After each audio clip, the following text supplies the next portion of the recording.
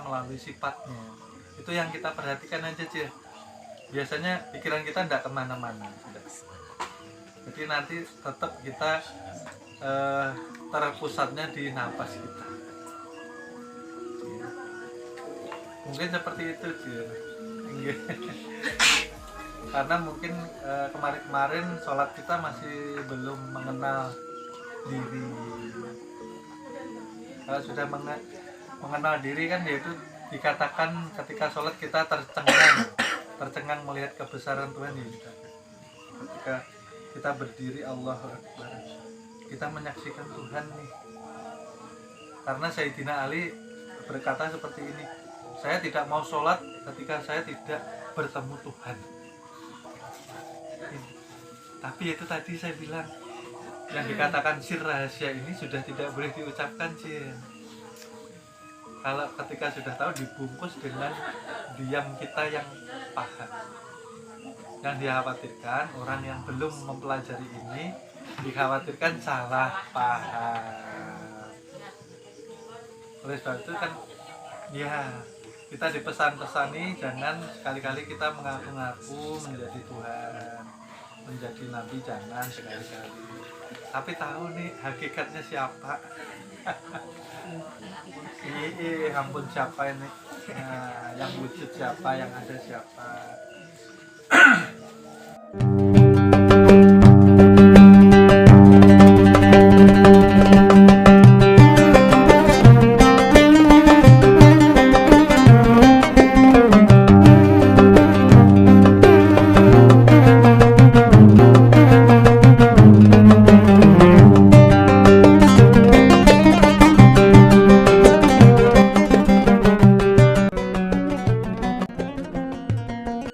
Ayo kita sama-sama saling mengingatkan supaya kita sadar. Bisa jadi besok kita berpulang, bisa jadi malam ini yang terakhir untuk kita. Karena tadi pagi saya masang lampu itu, saya dengar pengumuman telah berpulang ke rahmatnya Allah si Fulan bin Fulan tadi pagi itu. Yang lusa dengar juga, entah besok entah lusa pasti ada lagi. Nah kita berikutnya terus yang kita pertanyakan, persiapan kita bagaimana, itu harus dipikirkan loh. Jangan seperti orang nekat tanpa bekal dikatakan matinya konyol.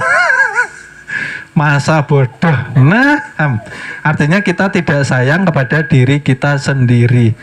Ya, masuk kubur kita terpenjara. Masuk kubur artinya kita menyiapkan kesengsaraan kita yang menciptakan kita sendiri. Oleh sebab itu, mulai saat ini ketika kita pulang niatkan untuk hijrah. Hijrah fisabilillah. Artinya hijrah itu apa kemarin? Masih ingat? Meninggalkan sesuatu hal yang sifatnya tidak baik. Karena kita selalu bersama Tuhan. Pian ini, Bapak Ibu ini kalau masih merasa wujud berarti hidup di dalam kesirikan. Iya kah? Maka sudah dikatakan tadi. Sejak kapan kita tidak mempunyai wujud? Ayo saya tanya, pelajaran ini tadi masih ingat kah? Sejak kapan kita dikatakan tidak mempunyai wujud? Sejak Tuhan tajali. Sejak Tuhan berwujud kita sudah dikatakan Adam, artinya tiada. Nah, berarti yang kita tanggung rahasia Tuhan, maka berhati-hatilah.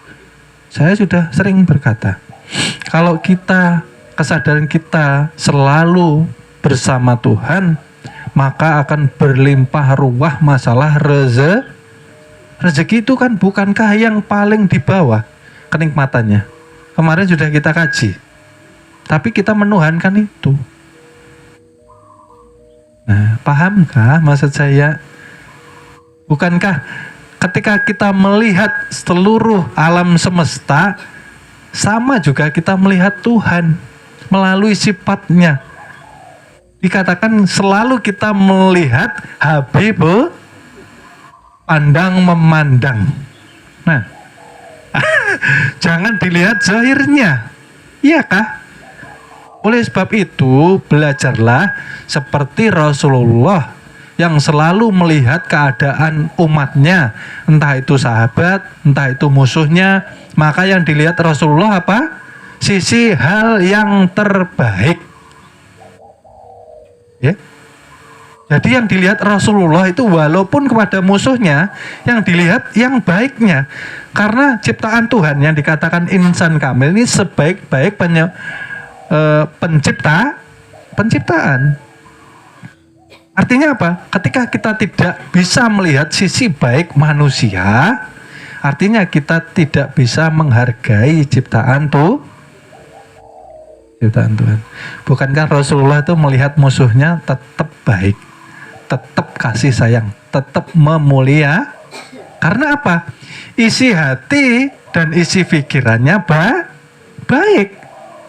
Maka yang keluar semuanya bicara baik, melihat dengan penuh kebaikan, mendengar juga penuh yang dilihat itu kelebihan orang, kebaikan orang, bukan kejelekan, bukan kekurangan orang. Itu kalau hatinya dan pikirannya baik. Kalau yang tidak baik, yang dilihat selalu kekurangan orang, kejelekan orang. Lalu diprotes. Nah, membongkar-bongkar aib orang. Yang dilihat yang didengar selalu kejelekan, kekurangan orang. Kita harus meneladani junjungan Nabi besar kita, Nabi Muhammad Shallallahu Alaihi Wasallam. Kan mau diakui umatnya kalau, ya, berarti harus menjalankan sifatnya Rasul. Masih ingat 4 sifat: sidik, amanah, tablik, Nah, sidik jujur kepada diri bahwa kita tiada. Kenapa kita menjadi hakim untuk manusia yang lain? Oh, suka menghakimi. Oh, si A gini, si B gini. Maka tiada. Ya kah? Bisa. Nah, malam ini kita niatkan untuk hijrah. Tinggalkan yang tidak baik. Gapailah kebaikan. Harus diniatkan. Jangan hanya disimpan di lemari setelah pulang dari majelis. Nggih. Tidak ketemu. Besok belum tentu kita hidup. Nyatanya sekarang kita hidup. Artinya sekarang sebelum tidur berikan yang terbaik ibadah kita. Yang belum sholat isya, sholat. Perbanyak zikir, perbanyak sholawat. Artinya zikir tadi apa? Bukan jumlahnya yang kita lafazkan. Ingatnya kepada wujud insan ini. Paham kah? Kita ini di mana posisinya, Guru? Kita ini hanya bayang-bayang nih, yang saya garis. Kita ini bayang-bayang. Adakah bayang-bayang mempunyai kemampuan, mempunyai kuasa? Ada? Bisa merasakan? Bisa enggak? Yang mengucap berarti zatnya tuh melalui sir rahasia, yang masuk kepada ruh. Ruh menyuruh hati, hati menyuruh anggota mulut menyampaikan berarti yang bergerak, berkalam siapa? Tuhan. Itu caranya kita melihat. Seperti ini harusnya setelah pulang kita tafakur. Ternyata Tuhan bersembunyi di sebalik yang terang, yang nyata. Jangan dicari lagi. Tugas kita sekarang apa? Yang tadi mengemban amanah hijrah, memperbaiki diri, memperbaiki amal kebaikan kita, dan mempersiapkan kepulangan kita ke rahmatullah menjadi apa? Menjadi rahmatan lil alamin. Artinya apa? Sebagai manusia kita harus bermanfaat bagi orang lain. Jangan berpangku tangan. Mendalami agama tapi berdiam di rumah. Ada saudaranya kesusahan umpamanya. Kita tidak mau berpangku tangan. Namanya bukan rahmatan lil sifat kasih sayang saling tolong menolong. Okay? Mungkin kajian pada malam hari ini sementara, ya. Kita akhiri, nanti kita dalami lagi untuk pelajaran selanjutnya. Kalau kebanyakan nanti tumpah. Artinya apa? Setelah ini saya harap Bapak Ibu selalu rasakan, selalu bersama Tuhan. Wong nyatanya Bapak Ibu selalu dibersertai napas. Sederhana kan? Napas itulah tajalli zatnya. Dikatakan sir rahasia. Nampak enggak? Nampak enggak? Nampak menggerakkan tubuh nampak geraknya. Nampak? Terang. Karena wujud. Nyata. Gaib karena tersembuh. Makanya Tuhan mempunyai yang zahir dan yang gaib dan yang hakikatnya iya jua. Tuhan jua yang ada. Oleh sebab itu kalau sholat asyhadu alla ilaha wa asyhadu anna, nunjuknya satu kah dua? Wa asyhadu anna gitu. Satu ya. Ahad. Tidak ada duanya. Berarti yang wujud satu aja. Walaupun berbagai wujud, berbagai nampak, tapi satu juga. Kita jangan tertipu. Paham gak kita? Yang nunjuk satu, ahad, yang tiga kediri Adam, Muhammad. Oh, ini nama. Allah rahasianya, Muhammad tajalinya, Adam tempat insan kamilnya. Tertuju kepada siapa nih? Kediri rahasia. Namanya disembunyikan. Nah, gini, salat. Ya, nggak usah di gini-gini Allah. Ya Allah. Ya, mungkin sementara itu saja kajian kita. Nanti kita perdalam lagi. Mudah-mudahan yang sedikit ini membawa barokah keselamatan dunia akhirat kepada kita semua. Amin amin ya robbal alamin.